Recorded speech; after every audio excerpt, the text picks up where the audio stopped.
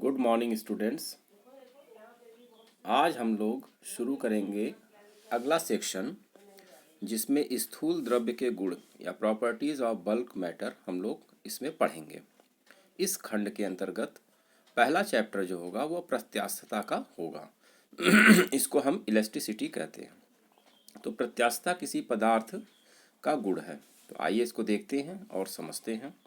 तो प्रत्यास्थता किसी वस्तु के पदार्थ का वह गुण है जिसके कारण वस्तु किसी विरूपक बल डिफॉर्मिंग फोर्स यानी कि जो उसको विरूपित कर दे उसको हम विरूपक बल कहते हैं। विरूपक बल के द्वारा उत्पन्न आकार अथवा आकृति के परिवर्तन का विरोध करती है तथा विरूपक बल हटने पर अपनी पूर्व अवस्था को प्राप्त कर लेती है।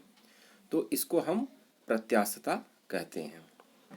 प्रत्यास्थ वस्तुएं कौन सी होती हैं और अप्रत्यास्थ वस्तुएं कौन सी होती हैं, आइए इनको देखते हैं।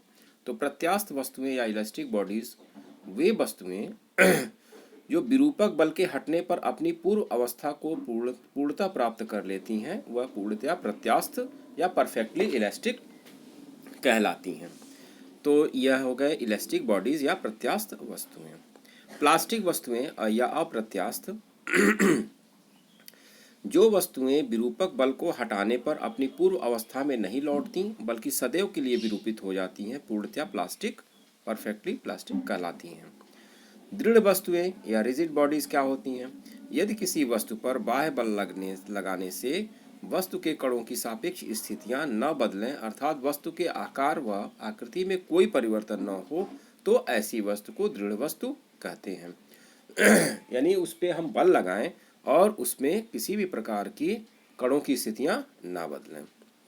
तो इसमें क्या है, वास्तव में कोई भी वस्तु न तो पूर्णतः प्रत्यास्थ है न पूर्ण प्लास्टिक है और न तो पूर्णतया दृढ़ है। यह सब आदर्श कंडीशन है यानी आइडियल कंडीशन है।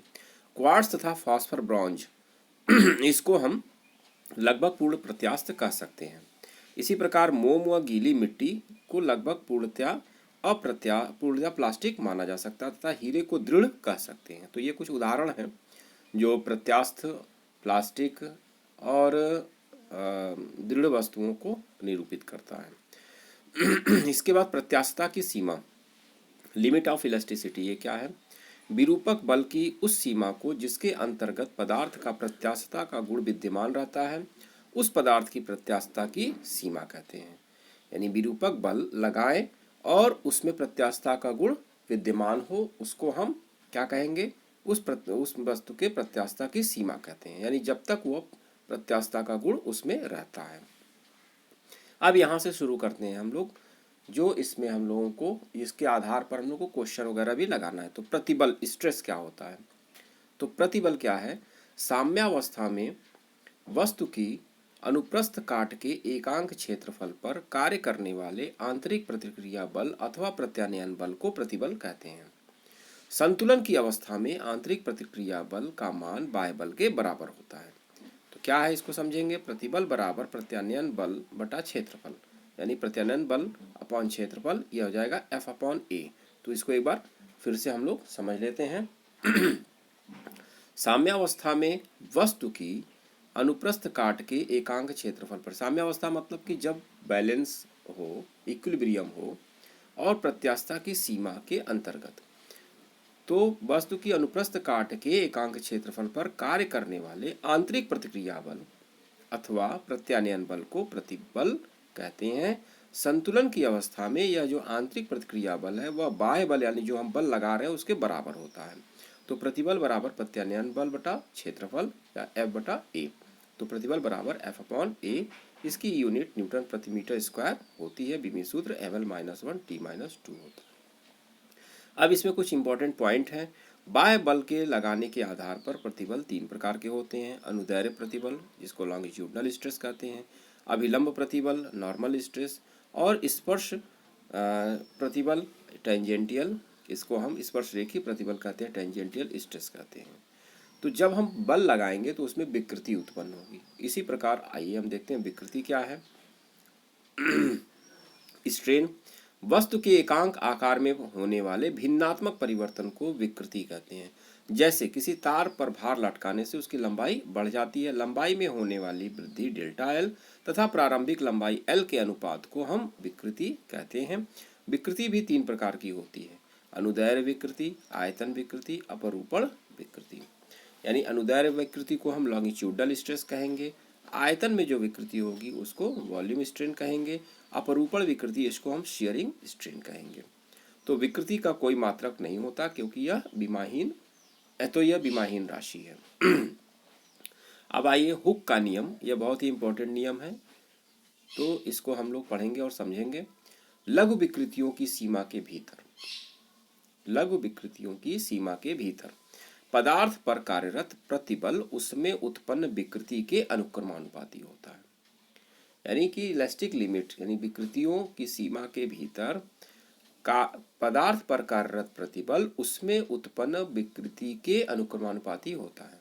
यानी जैसा हम बल लगाएंगे और आंतरिक प्रतिक्रिया बल होगा उसी के अनुसार विकृति होगी। तो किसी दी हुई वस्तु के पदार्थ के लिए प्रतिबल तथा विकृति का अनुपात एक नियतांक होता है। इसे हम प्रत्यास्थता गुणांक या मॉडुलस ऑफ इलास्टिसिटी ई कहते हैं।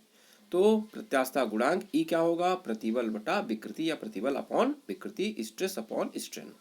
तो elasticity equal to stress upon strain होगा। तो आगे आइए इसको हम देखते हैं। अब यह प्रत्यास्थता गुणांक एक एक करके हम लोग डिस्कस करेंगे। तो पहला यंग प्रत्यास्थता गुणांक, यंग्स मॉडुलस ऑफ इलास्टिसिटी। तो इसमें क्या है, देखिए एक रिजिड सपोर्ट से एक तार को लटकाया गया है, यहाँ पे एक बल mg यानी कि भार लटकाया गया है, जिसके कारण प्रारंभिक लंबाई जो ये रेड कलर से दिख रहा है प्रारंभिक लंबाई है, तो इसकी लंबाई में वृद्धि डेल्टा एल हो गई। तो इसको हम लोग आइए देखते हैं कि यंग प्रत्यास्थता गुणांक क्या होगा। तो प्रत्यास्थता की सीमा में हुक के नियम के अंतर्गत अनुदैर्घ्य प्रतिबल यानी लॉन्गिट्यूडनल स्ट्रेस तथा अनुदैर्घ्य विकृति लॉन्गिट्यूडनल स्ट्रेन के अनुपात को उस वस्तु के पदार्थ का यंग प्रत्यास्थता गुणांक y कहते हैं और इसको y से प्रदर्शित करते हैं। अब यहाँ पे देखिए, माना r त्रिज्या के तार की लंबाई l है तथा इसमें भार mg लटकाया जाता है तथा इसकी लंबाई में डेल्टा l की वृद्धि हो जाती है। तो अनुदैर्घ्य प्रतिबल कितना होगा, बल बटा अनुप्रस्थ काट का क्षेत्रफल। तो प्रतिबल हो जाएगा बल mg और अनुप्रस्थ काट का क्षेत्रफल पाई आर स्क्वायर यानी mg upon pi r square. अनुदैर्घ्य विकृति कितनी होगी, लंबाई में वृद्धि अपॉन प्रारंभिक लंबाई, तो डेल्टा एल अपॉन एल, ये इसमें अनुदैर्घ्य विकृति हो गई। तो तार के पदार्थ का यंग प्रत्यास्थता गुणांक अनुदैर्घ्य प्रतिबल बटा अनुदैर्घ्य विकृति यानी कि longitudinal stress upon longitudinal strain.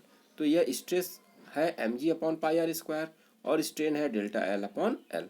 तो यह हो जाएगा mgl upon pi r square delta L. इसका SI यूनिट न्यूटन पर मीटर स्क्वायर होगा और बीमित सूत्र ml-1t-2 होगा। अब इसमें आइए देखें, इंपॉर्टेंट कुछ पॉइंट है कि रबड़ की अपेक्षा स्टील अधिक प्रत्यास्थ है। कैसे इसको दिखाएंगे, तो माना स्टील व रबड़ के दो तार समान लंबाई L व समान त्रिज्या R के हैं। भार mg लटकाने पर स्टील के तार में वृद्धि डेल्टा LS तथा रबड़ की डोरी में वृद्धि डेल्टा LR है। माना इसके यंग प्रत्यास्थता गुणांक YS तथा YR है। S मतलब स्टील, R मतलब रबड़। तो स्टील के लिए लिखेंगे YS equal to mgl upon pi r square delta LS, YR लिखेंगे mgl upon pi r square delta LR, YS upon YR mgl upon pi r square delta LS upon mgl upon pi r square delta LR। तो सब इसमें देखिए cut जाएंगे, बचेगा डेल्टा LR upon delta LS। तो समान भार लटकाने पर रबड़ के तार की लंबाई में वृद्धि अधिक रबड़ के तार की लंबाई में वृद्धि से अधिक पाई जाती है, किससे, उससे स्टील की। तो delta LR is greater than delta LS, अतः रबड़ की तुलना में स्टील अधिक प्रत्यास्थ है। ठीक है, तो इस तरह से हम इसको कंपेयर कर सकते हैं कि समान भार लटकाने पर रबड़ के तार की लंबाई में जो वृद्धि होगी स्टील की तार की लंबाई से ज़्यादा होगी। तो इस तरह से delta LR is greater than delta LS है, तो इस तरह से स्टील अधिक प्रत्यास्थ है, यानी ये ग्रेटर देन है तो YS is greater than YR हो जाएगा। तो यंग प्रत्यास्थता गुणांक केवल ठोसों में ही संभव है, द्रव तथा गैसों में नहीं। तो आज इसको आप लोग कॉपी में नोट करेंगे, इसको समझेंगे। अब नेक्स्ट टर्न पर हम लोग इसके आगे जो बल्क मॉडुलस है और मॉडुलस ऑफ रिजिडिटी है यानी दृढ़ता गुणांक और इसको वॉल्यूम यानी आयतन प्रत्यास्थता गुणांक को हम लोग पढ़ेंगे। तो आज आप लोग इतना तैयार कर लें। तो आज के लिए इतना ही, धन्यवाद।